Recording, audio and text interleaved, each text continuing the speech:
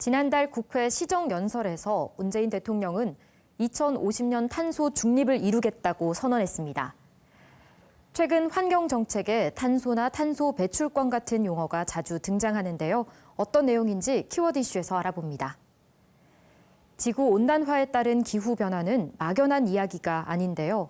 전 세계 곳곳에서 기후변화에 따른 피해가 계속해서 나타나고 있습니다. 지구온난화의 주범은 온실가스입니다.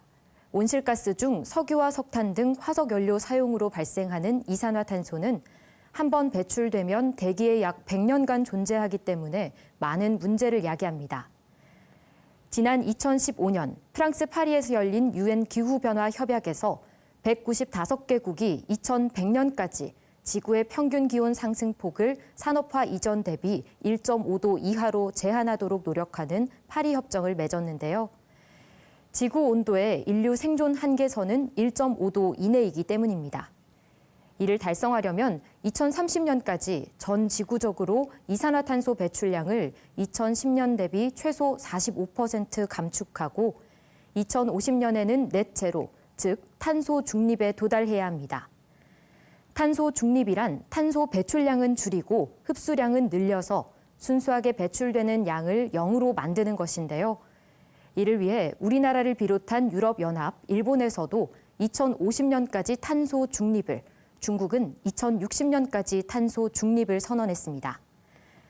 탄소 중립을 위한 노력 중 하나는 바로 탄소 배출권인데요.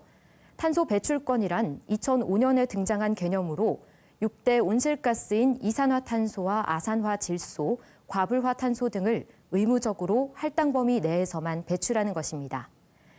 특히 탄소 배출권은 주식이나 채권처럼 거래소나 장 외에서 매매할 수 있습니다.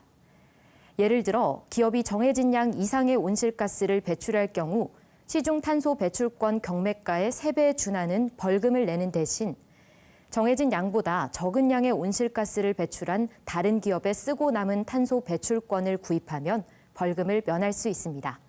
이것이 배출권 거래제입니다. 우리나라는 2015년부터 배출권 거래제가 시행됐는데요. 2015년 배출권 거래를 도입한 이후 5년 만인 2019년 처음으로 온실가스 배출량이 감소세에 돌입했습니다. 2019년 배출량은 5억 8,941만 톤으로 2018년 배출량인 6억 150만 톤보다 2% 감소한 셈이죠. 거래액도 크게 늘었는데요.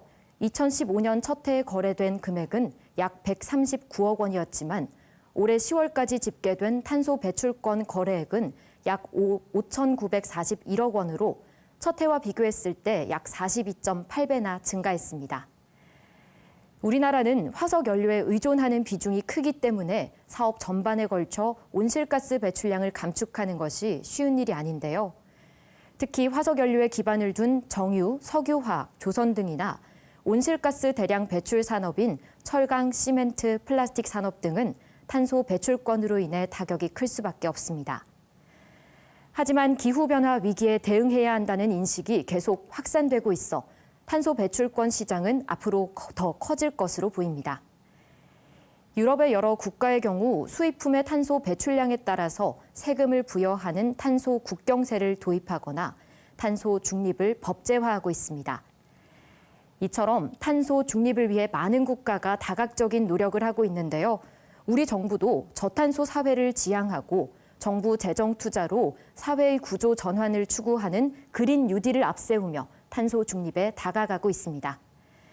에너지 시장의 중심이 화석 연료가 아닌 신재생에너지로 넘어가는 추세인 만큼 탄소 중립은 이제 필수가 된 것 같습니다.